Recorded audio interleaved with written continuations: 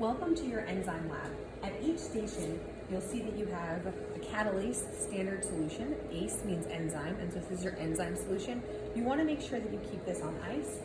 You have a 3 milliliter transfer pipette, and that the 3 milliliters is the top of that line right there. Okay, so that's the 3 milliliter line right there. To use a transfer pipette, depress, squeeze the bulb together, the solution will come up, release. It might even feel higher, that's okay. Before you need to use it, you can push it out just until it goes to that line, and then you can release, and that will have the 3 milliliters that you need. You'll also have hydrogen peroxide. It's going to be stored underneath foil. If you open it up, you'll see that you have hydrogen peroxide, and it sits in a little test tube rack right there.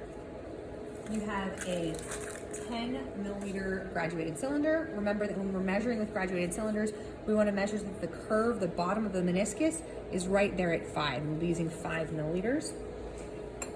You have a sample bottle, and you have your Vernier oxygen probe.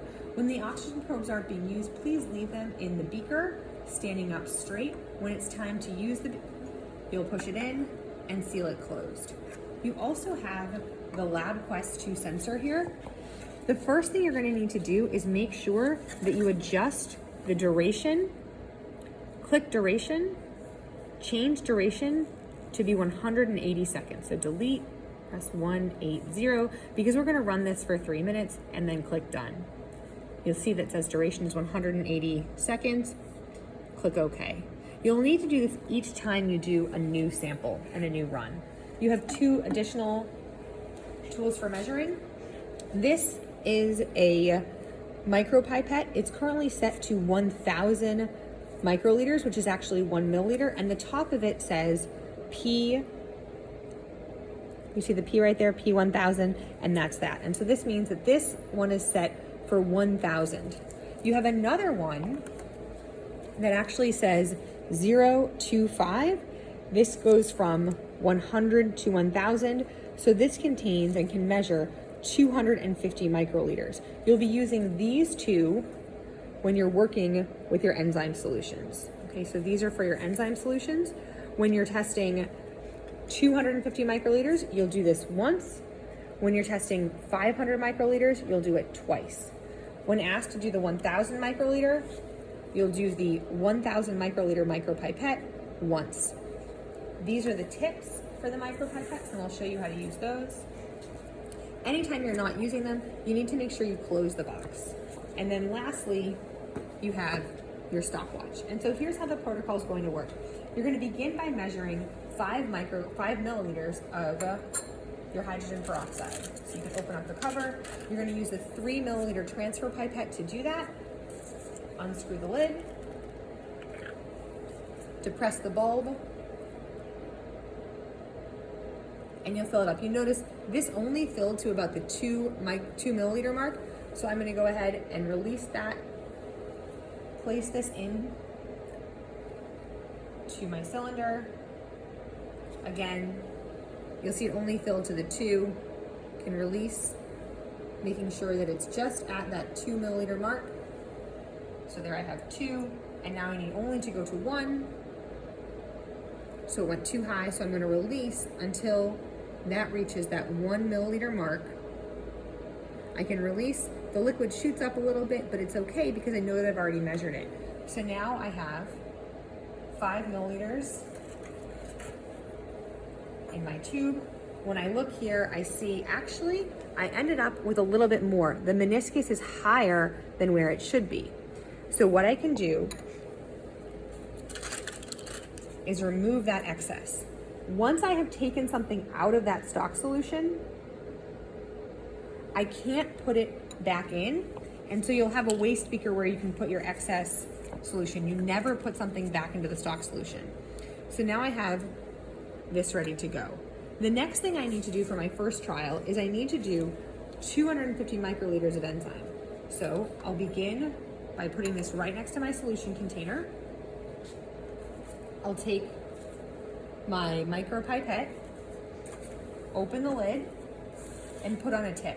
To put on a tip, all I need to do is to press down and then pick it up and then close the lid. I now have my solution container. To use this, hold it in your hand and then put your thumb on top of the button there. Push down until you feel it stop and then release. And now I have precisely 250 microliters of solution. I'm going to cap my enzyme solution and place it back on the ice. Now I'll add my enzyme solution. I'm going to push down until I feel it stop once, and then I'll push a little bit more to make sure everything is out. I'll add my hydrogen peroxide and then start my timer that says that this needs to sit for 30 seconds. I can swirl gently. It will sit for 30 seconds. I place this in here. Once 30 seconds has passed on this timer, I'm gonna go over and I'm gonna push this green start button on the monitor. You'll see that I can confirm that I'm gonna take 1 sample per second, and it's gonna take this 180 times. So I'll end up having 180 samples. Eventually, when you need to create a new file, you'll go to File and then select New, okay? But for now, we've now had 30 seconds of running. I'm going to click play. You'll start to see dots appear. These dots are going to come up on the graph, and you'll notice the initial scale is 15 to 25. When this completes, you'll end up with some data to be able to run. So when it finishes, it will go and it will say complete, and it will tell you that the oxygen gas is changing. We don't want to spoil the surprise for the experiment, so we're going to stop this now. When it comes time to analyze the data, you'll click Analyze, and then you'll select Curve Fit, Oxygen Gas, choose Fit, and select Linear. The M is the slope for that. Now, we didn't let this run very long, so the data is all over the place, and your slope is actually quite small, but when we do it in class, you'll see that the slope is actually quite a bit larger than that. So what you need to record for your data is this number right here, that slope. Then you can click OK, and you'll see that you have your result. When it's time to make a new one, you'll go to File, New. You can discard the data because we'll have put it in the class spreadsheet. Click Discard. Now you notice you're back to 300 seconds. You need to change this. Delete 300, put in 180, click Done, confirm that it says 180 seconds, and then select OK. Now this is ready to go. Once this is complete, place this back here. You need to bring this bottle to the sink, rinse it out well with water, and make sure that you've shaken out any excess water, as that could potentially dilute your samples. We look forward to seeing you in lab.